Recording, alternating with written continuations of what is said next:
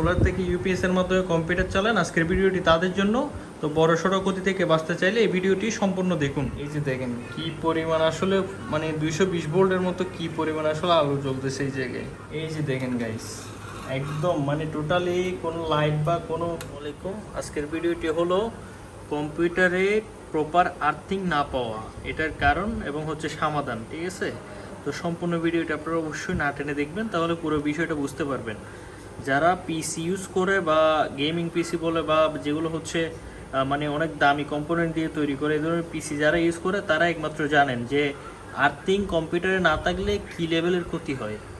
Component একটা কিনতে গেলে প্রায় 15 থেকে 20,000 টাকা পর্যন্ত খরচ হয়ে যায়, তাও অনেক দামি দামি। তো এই ক্ষতি থেকে বাঁচতে এই প্রক্রিয়াটা আপনারা অবশ্যই ফলো করবেন। যেমন দেখতে পাচ্ছেন, আমরা যখন ইউপিএস এর মাধ্যমে কারেন্টের বোর্ড থেকে কম্পিউটারের পাওয়ার নেই, তখন কিন্তু এই প্লাগটা আমাদের বোর্ডের মধ্যে কানেক্ট করা থাকে, যার কারণে তিনটা জিনিসই আমরা পাই, নিউট্রাল ফেস এবং আপনার আর্থিং, ঠিক আছে? তো এটা যেহেতু এখন খুলে রাখছে, আমি আমার সোলার থেকে ব্যাটারি চার্জ হয়, ব্যাটারি থেকে এটার মাধ্যমে ডিরেক্টলি আউটপুট যাচ্ছে। তো আউটপুট যাচ্ছে কিন্তু নিউট্রাল এবং ফেস। তো এখানে কিন্তু আমি টোটালি আর্থিংটা পাচ্ছি না। তো এই আর্থিংটা আমি কিভাবে বের করব এটা আপনাদের সম্পূর্ণ দেখাবো। আমার পিসি এখন আমি টেস্ট মিটার দিয়ে এখানে টেস্ট করব আসলে এখানে আর্থিং আছে কি নাই, ঠিক আছে? এই যে লিকেজ কারেন্ট এখান থেকে বের হবে।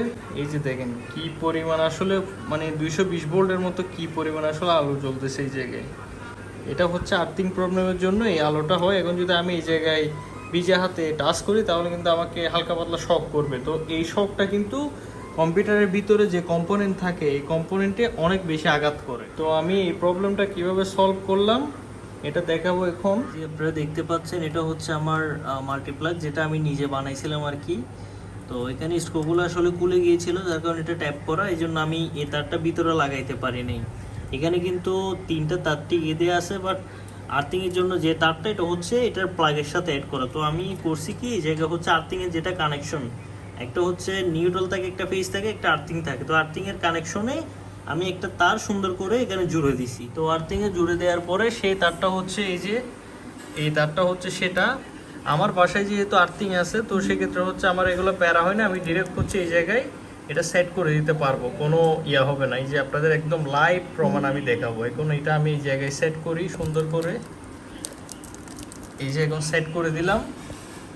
কম্পিউটার বডিতে আমি টেস্ট মিটার দিয়ে ট্রাই করে দেখবো আসলে কি লাইট জ্বলে কি না। আসলাম এখন আমি টেস্ট মিটার ধরে দেখবো লাইট জ্বলে কি না।